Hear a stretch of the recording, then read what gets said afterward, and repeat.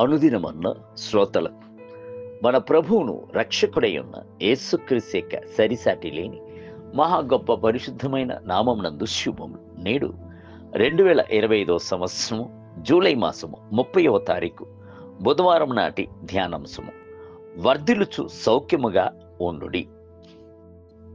యోహాను రాసిన 3వ పత్రిక 1వ అధ్యాయము 2వ వచనమందు, ప్రియుడా, నీ ప్రాణము వర్ధిల్లుచున్న ప్రకారము నీవు అన్ని విషయంలోనూ వర్ధిల్లుచు సౌఖ్యముగా ఉండవలనని ప్రార్థించుచున్నాను.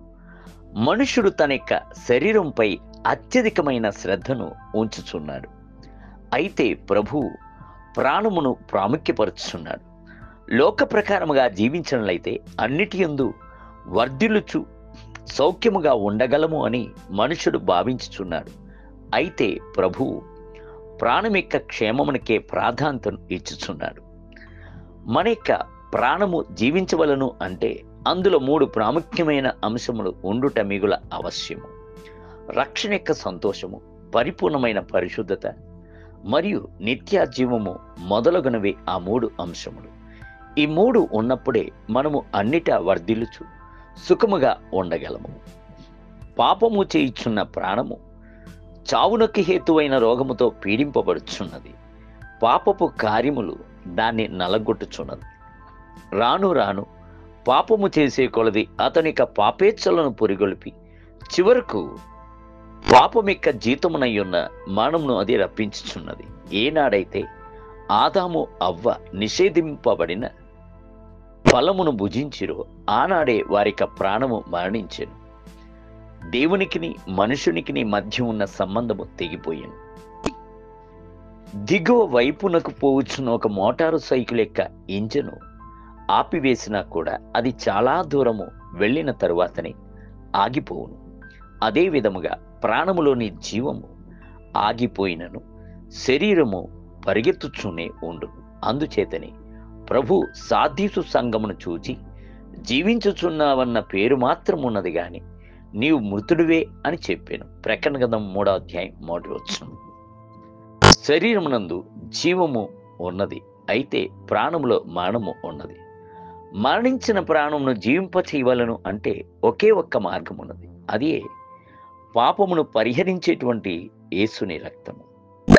యేసుక్రీస్తు మన ప్రాణమును జీవింపజేయుటకు తన యొక్క జీవముని శిలువలో అప్పగించి తన యొక్క రక్తమును చిందించాను. యేసుక్రీస్తుని రక్తము ప్రతి పాపము నుండి మనలను పవిత్రులుగా చేయును. యోహాను రాసిన 1వ పత్రిక 1వ అధ్యాయం 7వ వచనం. మొదటిగా యేసుని రక్తం మనలను కడుగుచున్నప్పుడు పాపక్షమాపణ కలుగుచున్నది. దాని తర్వాత యేసును మనము ప్రేమతో అంతరంగంలోనికి పిలుచుచున్నప్పుడు ప్రాణమునకు రక్షణ కలుగుచున్నది. రెండవదిగా మన ప్రాణమునకు కావలసినది పరిపూర్ణమైన పరిశుద్ధత. రక్షణ పొందుకున్న ప్రాణము పరిశుద్ధత చెందవలెను.